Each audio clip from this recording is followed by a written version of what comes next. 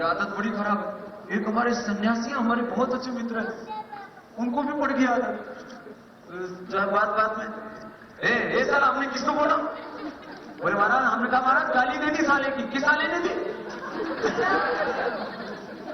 मैंने कहा एक और दे दी। आपको नहीं पता किस साले ने दी? मैंने कहा तीसरी भी दे दी। ये क्या पड़ गई? आदत। अपने को कोई गलत आदत, ये मैंने बताया तो कई बार है, कुछ ने तो छोड़ दिए, कुछ ऐसे हैं उड़ रहे थे तोते। तो उन्होंने एक बार देखा कि उनके सामने ही उनके जो कुछ तोतों को फंसा लिया पहेलिए ने। तो फिर वो तोते बोलना भी जानते थे, बोल लेते तोते हैं ना, उनको सिखाए थे। तो बोले अगली बार उन्होंने पंचायत की मीटिंग की, बोले पहेली आएगा, हमको फंसाएगा, हम उड़ जाएंगे और हम नहीं फंसेंगे। ऐसा बोलते रहे। अब वो पहेलियां भी आ गया और जाल भी बिछा दिया। बोले पहेली आएगा, जाल बिछाएगा, हम उड़ जाएंगे और हम नहीं फंसेंगे, और सारे उसी में जाके घुस गए। तो आप लोग कई बार सुनते रहते हो कि बुरी आदत। अच्छा, किसी किसी को ना पढ़ने में बहुत खुशी मिलती है, पढ़ के बड़े खुश होते हैं, और किसी किसी को अच्छा नहीं लग रहा, सोने की इच्छा हो रही है। सोने में अच्छा लगता है ना। किसी किसी को सोने में बड़ा मजा आता है, किसी किसी को पढ़ने में मजा आता है। तो पढ़ने वाला मजा अच्छा है या सोने वाला? तो पढ़ने में अच्छा लगना चाहिए, काम करने में अच्छा लगना चाहिए, आराम करने में, योग करने में अच्छा लगना चाहिए, या जब देखो तब योग। बताओ, अब बताओ, योग नहीं करोगे तो क्या करोगे? बड़े बड़े सड़ते रहोगे। फिर आजकल शहरों में देखते हो ना, 20 किलो का इधर कुल्ला, फिर इधर कुल्ला, फिर कमर इतनी मोटी मोटी, इतने मोटे मोटे हो जाते, इतने मोटी मोटी कमर, मोटे मोटे कुल्ले, और आदमी 1.5-2 क्विंटल के हो जाते हैं। इधर तो कोई है भी नहीं। हाँ, 1-2 का है, थोड़ा पेट तो खींच के खड़े हो गए। योग नहीं करोगे तो अच्छा रहेगा। तो योग करने की क्या पढ़नी चाहिए? कुछ लोगों को ना पढ़ करके, योग करके अच्छा लगता है, किसी किसी को आराम करके। जैसे हम कभी छुट्टी नहीं करते, 365 दिन में एक दिन की भी छुट्टी, किसी को छुट्टी करके अच्छा लगता है। आज क्या है? आज तो संडे है, छुट्टी है, आज तो हॉलीडे है, हॉलीडे। और छुट्टी को क्या बोलते हैं? दिन है, ओहो आज तो पढ़ना नहीं है। तो किसी किसी छुट्टी में बहुत अच्छा। हमने तो छुट्टी की, एक दिन की भी छुट्टी की कर दी छुट्टी। 26 जनवरी को तो मैं कह रहा था सारा देश छुट्टी मनाता है, मेरे तो आज भी छुट्टी नहीं। सुबह 3:30 बजे उठा, सबसे पहले योग करा, सेना के लोग आए थे। अब सेना में भी योग निरंतर होगा, अनिवार्य रूप से होगा। कुछ बटालियन सभी आई हुई है, बाकी और आ जाएंगे, और पूरे देश की सेना में हम योग करेंगे।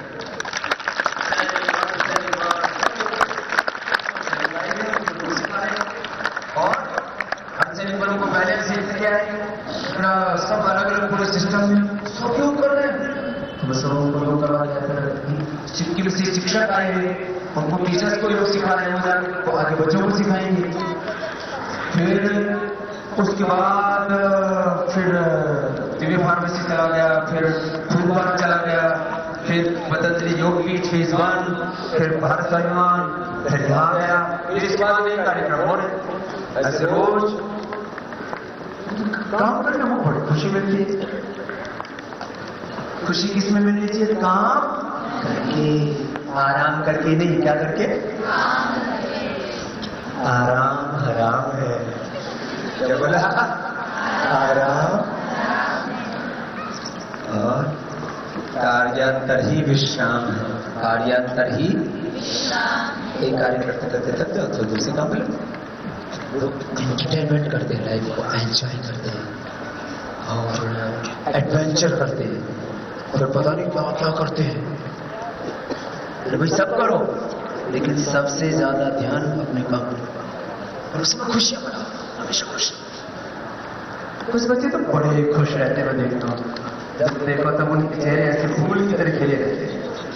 और वैसे भी इस बार जब सर्दी नहीं थी तब तुम्हारी छुट्टी और तुम्हारे आते ही सर्दी आ गई, हुआ ना इस बार? जब तुम गए तब सर्दी थी और जब तुम आए तब सर्दी लेके आए हो सब। इस बार लगता है सर्दी से तुम्हारी मित्रता हो गई है। तो कोई बात नहीं, इसकी परवाह मत किया करो, ठंड में भी रहने का आनंद लेना चाहिए। हमको तो ठंड बहुत अच्छी लगती है, गर्मी भी बहुत अच्छी लगती है, सर्दी भी अच्छी लगती है, गर्मी भी अच्छी लगती है, काम करना भी अच्छा लगता है, कोई गाली देना हमको वो भी अच्छा लगता है। जैसे बहुत लोग मुझे गाली देते रहते हैं ना टीवी चैनलों को इधर उधर, इनको दे दो गाली, अब अपना काम कर रहे हैं, हम लेते ही नहीं। वो गाली देते हैं हम लेते ही नहीं, वो गाली देकर के होगा आसमान उड़ गई, हमने एक्सेप्ट ही नहीं किया। तो हमको हमेशा खुश रहना चाहिए। कैसे रहना चाहिए? खुश रहते खुश, खुश रहते खुश, कुछ ऐसे खुश, हमेशा जब देखो तो ऐसे जैसे फ्यूज हुए। तो सबको कैसे रहना है? खुश। और खुशियां मनाने के लिए काम करना है। खुशियां मनाने के लिए क्या करना है? काम करना है, मेहनत करनी है, खेल के समय खेलना है, जो काम कर रहे हैं उसी में खुश है। हवन करते समय हवन करने में खुश, योग करते समय योग करने में खुश, खेलते समय खेलने में, और पढ़ाई करते समय पढ़ाई करने में, और डेली तरह से फिर जिंदगी में हमेशा काम करने में खुश रहो। हमारे साथ में पढ़ने वाले बहुत से लड़के थे, कुछ लड़कियां भी एक ही जैसा होता है स्कूल में, बिल्कुल इधर एक लाइन में लड़के बैठते थे, एक लाइन में लड़के बैठते। तो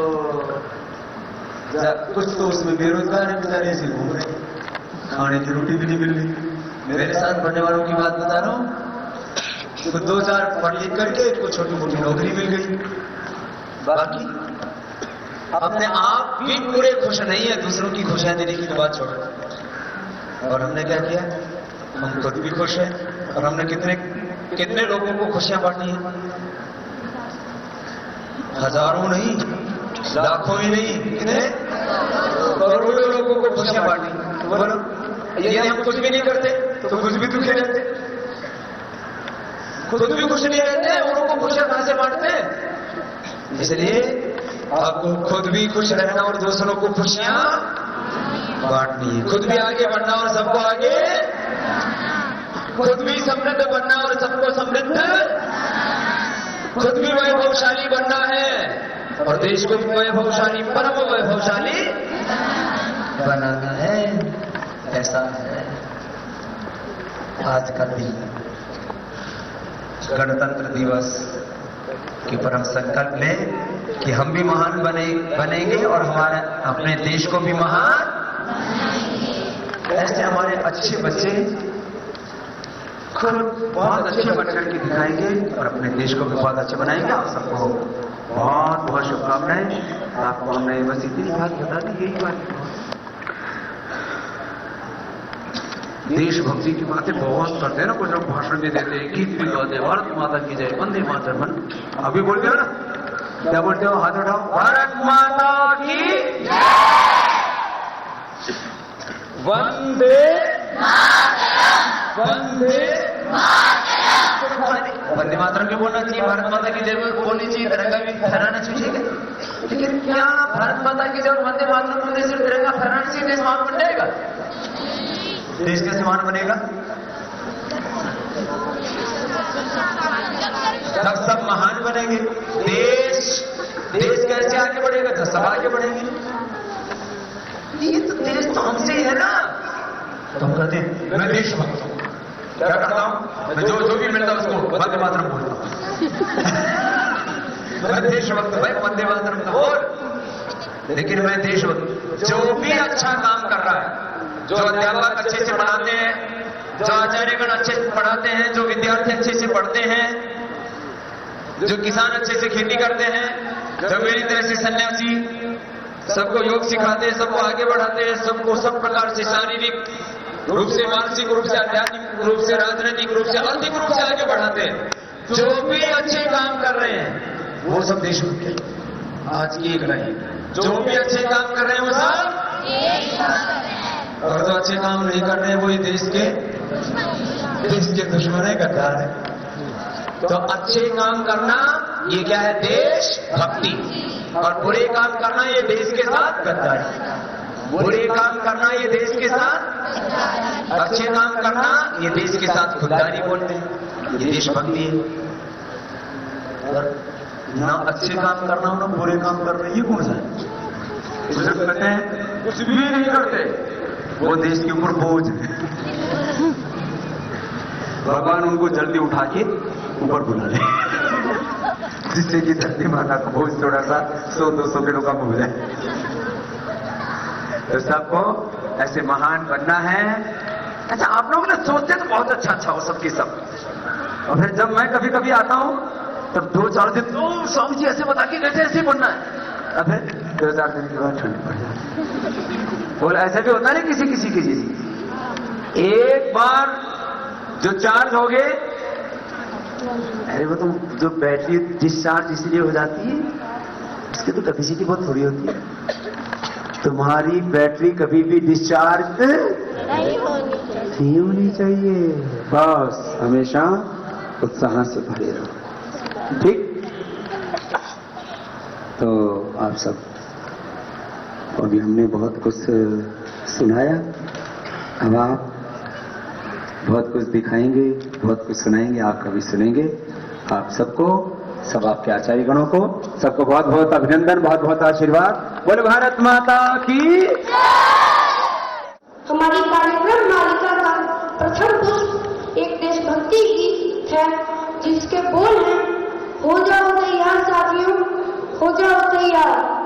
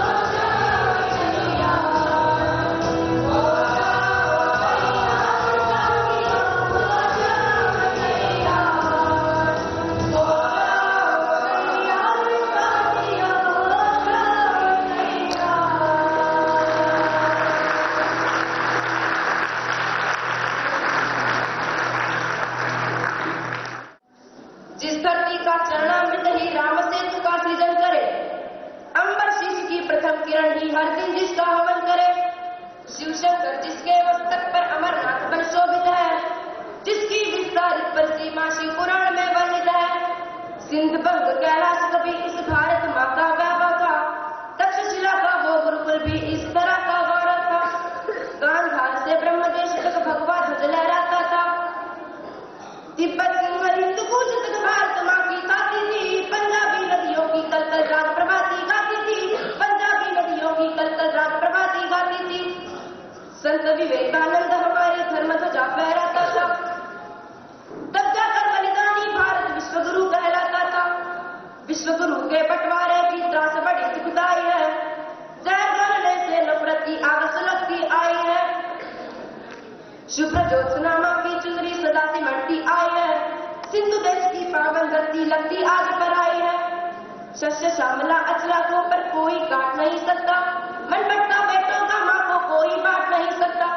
हस्ती मिट्टी नहीं हमारी ये समझाने आया हूँ, मैं भारत का सोया स्वाभिमान जगाने आया हूँ, मैं भारत का सोया स्वाभिमान जगाने आया हूँ। वो बंटवारे की तस्वीरें सच में बहुत खिलौनी थी, पर भारत के किस्मत में यह अनहोनी ही होनी थी। याद करो रेलों में कैसी रक्तिम लाशें आई थी, माँ बहनों को लूट लूट कर कैसी आग लगाई थी। आम आदमी मरता क्यों है मजहब के हुड़दंगों में, इसका उत्तर छुपा हुआ है राजनीति के रंगों में। इस उत्तर ने भारत माँ के अंग अंग को काट दिया। विश्व बंदिता में भूमि की कथा सुनाने आया हूँ, मैं भारत का सोया स्वाभिमान जगाने आया हूँ, मैं भारत का सोया स्वाभिमान जगाने आया हूँ।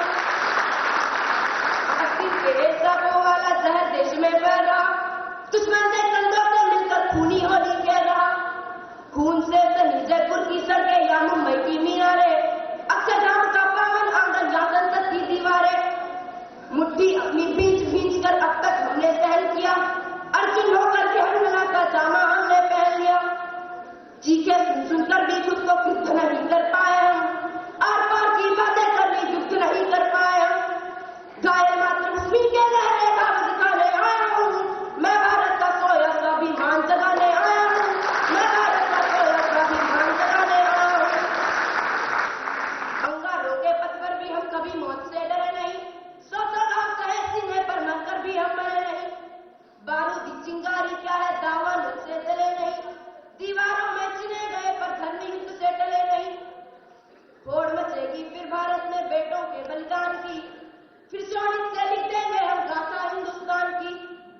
उठो हिंद के वीर वतन की किलकारी में जोश भरो, स्वाभिमान का ध्वजा उठाकर पांचजन्य का घोष करो। कुरुक्षेत्र के रण में गीता ज्ञान सुनाने आया हूँ, मैं भारत का सोया स्वाभिमान जगाने आया हूँ, मैं भारत का सोया स्वाभिमान जगाने आया हूँ। तुम चाहो तो कचरा कचरा रत्नाकर हो सकता है, तुम चाहो तो कंकर कंकर शिव शंकर हो सकता है, तुम चाहो तो राम रस का दौर शुरू हो सकता है, तुम चाहो तो फिर से भारत विश्वगुरु हो सकता है। फिर से निर्मल कर सकते हो तुम गंगा के घेरों को, फिर दावा न कर सकते हो इंकलाब के नारों को। तुम मुट्ठी में कर सकते हो सूरज चांद सितारों को। युवा शक्ति के अंतर्गत का भान कराने आया हूँ, मैं भारत का सोया स्वाभिमान जगाने आया हूँ, मैं भारत का सोया स्वाभिमान जगाने आया हूँ। तुलसी ने लिख डाला भयविन प्रीत नहीं हो सकती है, युद्ध घोष के बिना हमारी जीत नहीं हो सकती है। शीश वतन का खतरे में हम किससे भी अनजान नहीं, गीदड़िया बकरों से डरती शेरों की संतान नहीं। सिंहनाद कर सीमाओं पर बिगुल बजाना ही होगा, अरिमुंडों से चामुंडा का बख्शना ही होगा। जिस दिन भारत की दड़िया बकरे की मुंडी काटेगा, पाक चीन का अमेरिका भारत के तलवे काटेगा। सिंह शासकों के स्वामित्व में आग लगाने आया हूँ, मैं भारत का सोया स्वाभिमान जगाने आया हूँ, मैं भारत का सोया स्वाभिमान जगाने आया हूँ, मैं भारत का सोया स्वाभिमान जगाने आया हूँ, मैं भारत का सोया स्वाभिमान जगाने आया हूँ। 26 January 1950, it was a day when we became a sovereign democratic republic country and the constitution of our country came into the force. There is a reason behind the selection of 26 January as a Republic Day. In 1930, national leaders of our country hoisted tricolor national flag of India on the banks of Ravi River. People were asked of the January 1926 as the Independence Day of our country. But when we got independence in 1947, the importance of this important day started to vanish. So our national leaders chose 26 January to honor the Purna Swaraj Declaration of 1930, our freedom struggle and freedom fighters. This is the 67th Republic Day of India. In this big time, let's take a quick walk from the old forest invaded India to the modern India of 21st century. It's our duty on this day to pay obeisance to our founding fathers who have made it possible for us to stand together, to breathe the fresh air of freedom and democracy. Today, we are enjoying the fruits of their labor.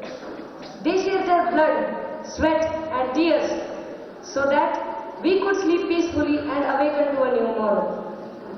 But the most important lesson that we should learn from them, which has become more relevant today than 66 years ago, is the lesson of tolerance. Now, more than ever, it is imperative that we develop the spirit of accommodation towards all the religions, all nations and all people. We should be proud to belong to a nation which taught the world unity in diversity and universal acceptance. We believe in the world as one family, Vasudhaiva Kutumbakam. We accept all religions as true. Our country has been a shelter for the refugees of many nations. The affirmative, enduring and energizing values that have been handed down to us by our forefathers need to be passed on to our children if we want them to grow up as good human beings and good citizens of the world.